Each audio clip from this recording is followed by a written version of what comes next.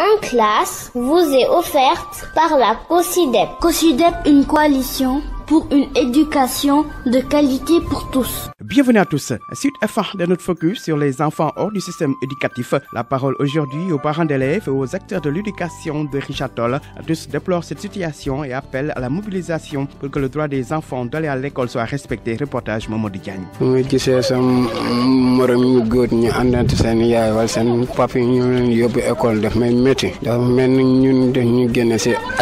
Trouvé sur la route nationale en pleine nuit, Hassan fait partie de ces enfants non scolarisés laissés à eux-mêmes et qui vivent dans la rue. Une situation que déplore Babacar Sey, directeur de l'école 2 de Richard Toll. C'est malheureux de constater que ces enfants, chaque jour, sont en train vraiment de sillonner les rues, à ne rien faire, à tourner les pouces. Je pense que ce qui est à l'origine de cela, c'est que le plus souvent, ce sont les extraits de naissance. Ce sont des enfants qui ne sont pas aussi aidés par la communauté, encadrés par l'État. Parce que c'est l'État qui devrait faire des audiences foraines, faire de telle sorte que tous ces enfants aient leur extrait de naissance. Pour son collègue et directeur de l'école primaire Gallo Malik, Daouda Amadouba, tout cela est dû à une négligence parentale. Il y a certains parents qui optent personnellement de ne pas envoyer leurs enfants à l'école. D'autres disent, nous, on préfère envoyer nos enfants à l'école coranique. Et malheureusement, s'ils vont à l'école coranique, ils ne durent pas, ils se retrouvent encore dans la rue. Mais dans d'autres cas aussi, c'est des questions de moyens. Parce qu'actuellement, l'État ne prend plus à 100% la scolarité des enfants. Le parent, c'est lui qui fait les fournitures. Donc, par manque de moyens, ils refusent d'envoyer leur fils à l'école. Le coordonnateur de la section Forum Civil de Richard Toll d'Ambousso invite l'État à mettre en place des centres de sauvegarde à Richard Toll, à l'image de Dakar, pour éradiquer ce fléau dans la cité sucrière. Pour régler ce problème, une étude menée par la COSYDEP propose des solutions. Écoutons Mamadou Wandi Mao, membre du comité scientifique qui a coordonné cette étude. Il faut élaborer une stratégie nationale contre la marginalisation des enfants, mais cette élaboration ne doit pas être un processus capturé par uniquement des techniciens, etc.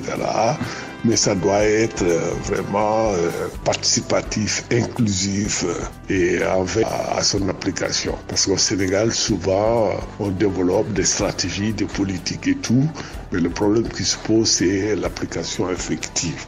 Et pour que ce soit véritablement participatif et inclusif, nous pensons que, il faut responsabiliser davantage les collectivités locales. Ça, c'est très important. Responsabiliser les collectivités locales dans l'élaboration et la mise en œuvre de la stratégie. Il faut engager la société civile pour le suivi de la mise en œuvre. Ça aussi, c'est très important. Et puis, dans la rubrique découverte, nous présentons aujourd'hui l'école de Medina Alpha Sadou, située dans la région de Kolda. L'absence de cantine scolaire est un des problèmes majeurs de cet établissement, nous dit Abdoulaye Diallo. Nombreux parmi les élèves de l'école élémentaire de Medina Alpha Sadou viennent le matin à l'école sans manger, selon Abdoulaye Ndiaye, enseignant dans le dit établissement. La plupart des gosses, ils viennent de d'autres villages, quoi. Il y a 8 villages qui forment l'effectif total de l'école. Donc, parmi ceux-là, on voit souvent des enfants qui viennent sans prendre le petit déjeuner. Donc, à un certain moment du temps, les enfants ne suivent plus, quoi. Donc, c'est pas facile. Par moment, ce sont les enseignants même qui achètent à manger à certains de leurs élèves qui ne parviennent pas à suivre correctement les cours à cause de la faim.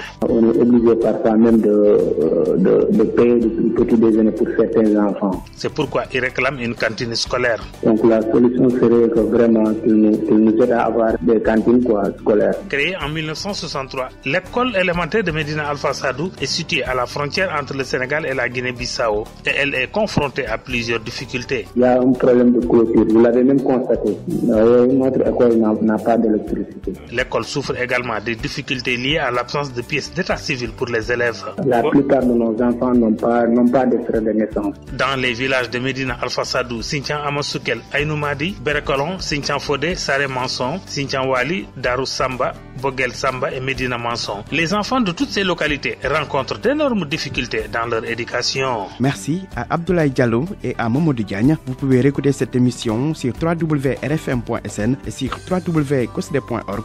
Rendez-vous la semaine prochaine. En classe vous a été offerte par la COSYDEP. COSYDEP, une coalition pour une éducation de qualité pour tous.